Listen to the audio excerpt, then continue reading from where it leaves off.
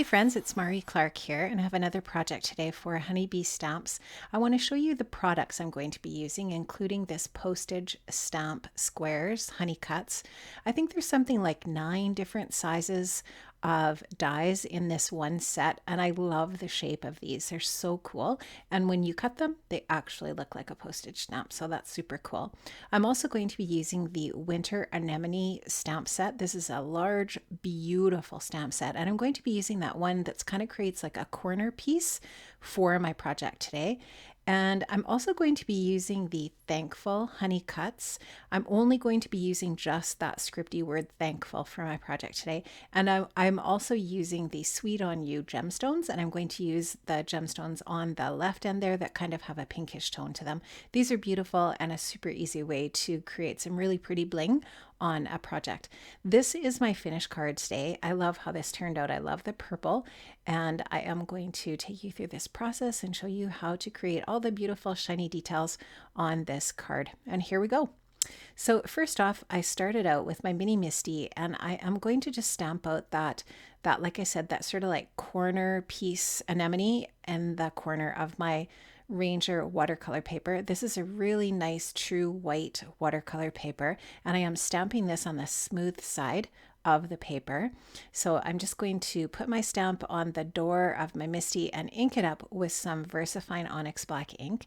And I'm going to stamp that out onto my, my watercolor paper by swinging that door over, pressing down on the door and getting that really nice impression with this beautiful VersaFine ink, which is waterproof, which is perfect because I'm going to be doing some kind of like a watercolor technique today with some sparkle pens. So there you can see how lovely that looks now that it's all stamped out, and I am ready to go ahead and start coloring this image. Now I am going to show you that this is going to fit nicely onto that largest postage stamp, which actually measures out to 5 by 5. So my white watercolor paper is sized at 4.5 by 4.5.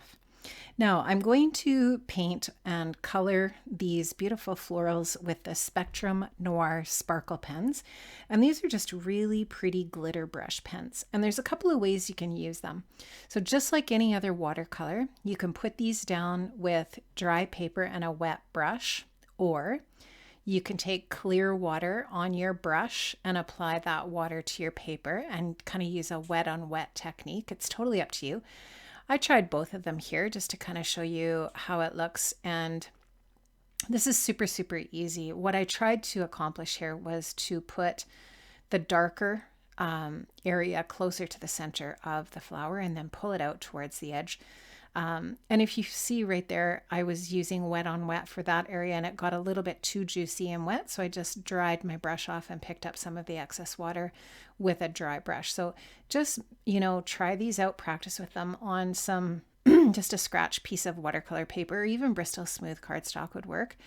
And, just sort of get a feel for them. They're really super easy to use, and they have just such a beautiful result. The pigment is so rich and it's sparkly. It has mica in it. So just like the any other kind of like a sparkle glitter pen, whether it's the Nouveau or whatever, this has some sparkle in it, and it's just so fun because it's also got the pigment in it too. So you're getting the pigment and the sparkle all at one time. And there's a few different, brush strokes that you could use with this. You could kind of try to pull out the color sort of with flicks so that you end up sort of almost getting like a stripy pigmented look.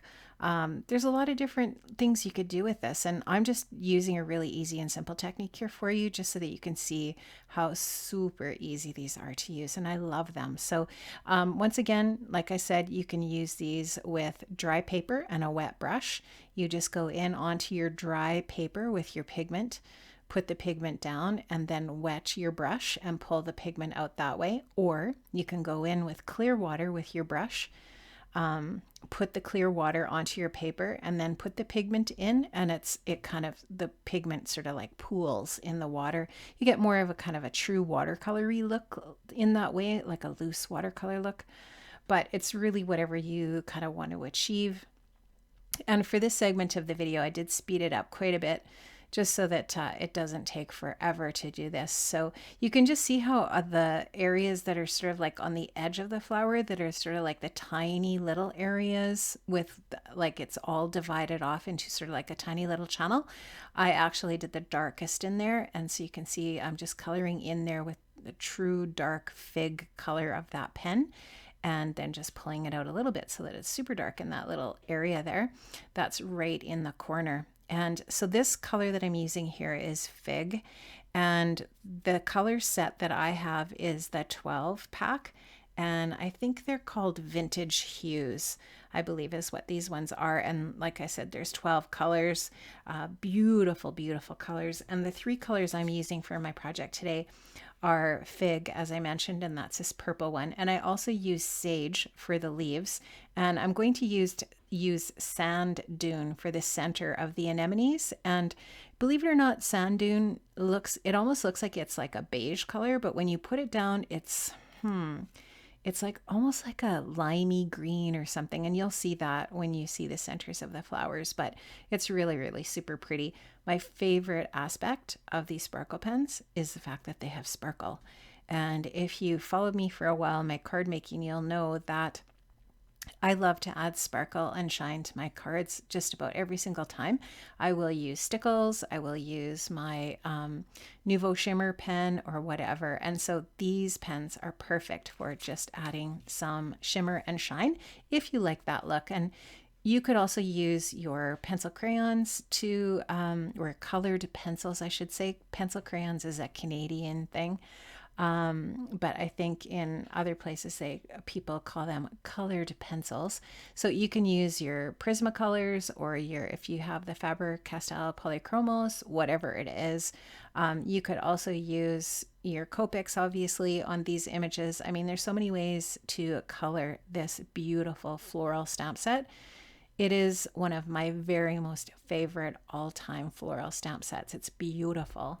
And I had so much fun coloring this. So now I'm just going in with that Fig, and I'm going to put some really pale light green here. I didn't want to go too heavy with this green. I just wanted it to just be like a little touchy hint of green.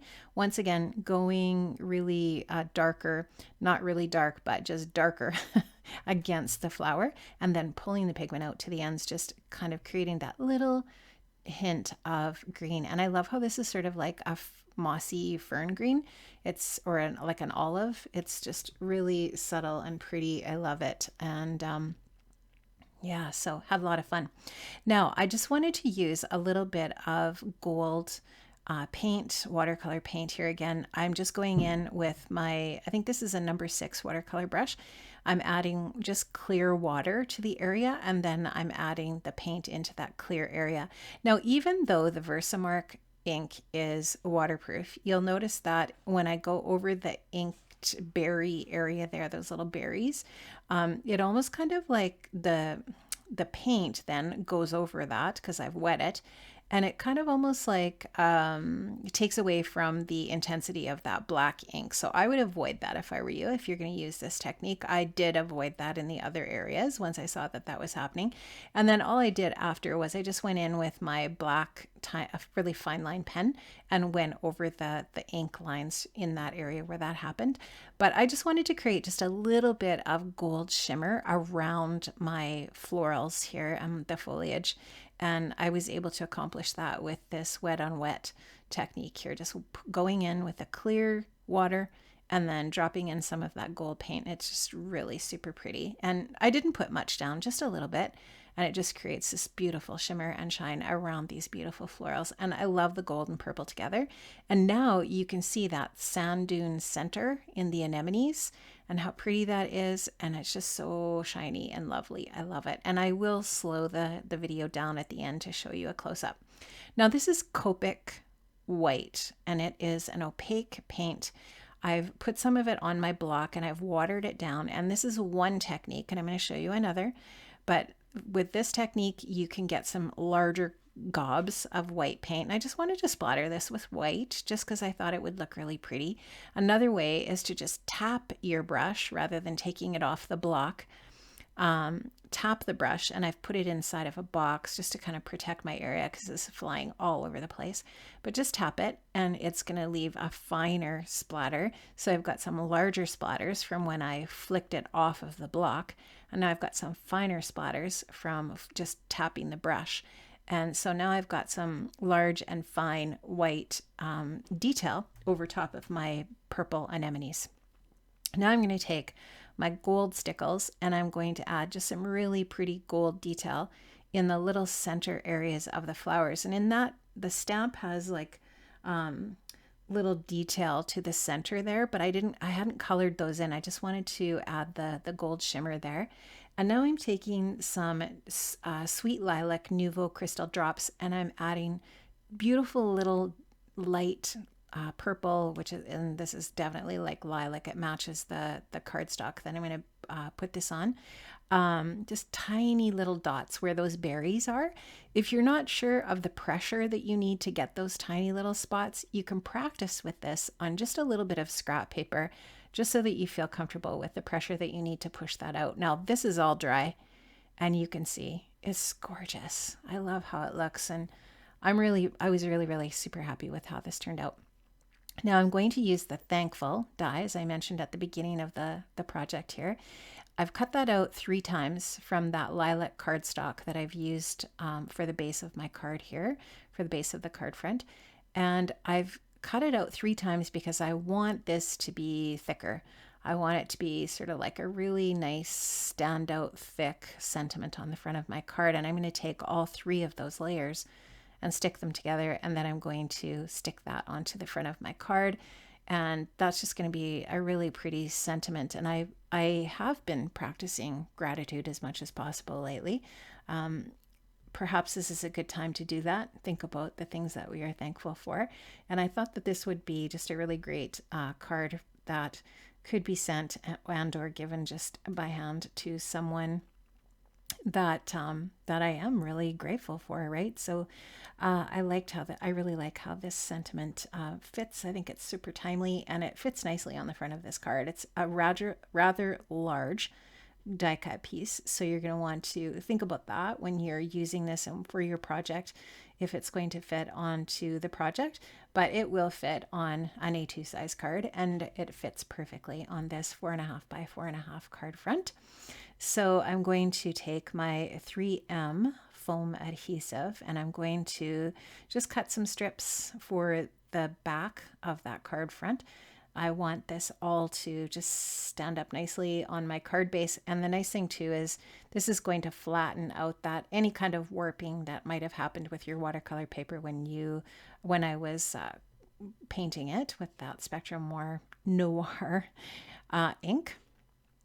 So I'm going to get this onto that stamp die cut, and this is just going to fit nicely on there. I'm going to get that all flattened out perfectly, and then I am going to adhere my sentiment on there. And this is all going to go on a card base that measures 5.5 by 5.5, or sorry, 5.25 by 5.25, and you can see that nice white card base just finishes it off nicely. The white card base is some 110-pound Nina cardstock, and I am going to just get that stuck on there, and that is going to be it for my card, except for my gemstones.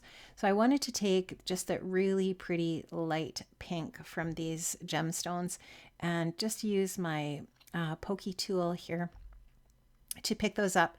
I'm going to I think I end up putting 5 on the front of my card here just to add a little bit of extra bling and sparkle and shine to the project. And I think these just really complement the project so nicely because it is a really pretty, sparkly card. And so these just fit perfectly as a finishing touch. So I'm going to put them here and there on my card, just kind of spread them out. And I did use an uneven number. I think I used 5. And you can just see I'm just picking them up. This is a really super easy way to apply them. If you pick them up with your pokey tool, your tweezer, or the end of your scissor, and just lay them down onto your project. And these things are really super sticky. They're not going to go anywhere once you get them adhered onto your card.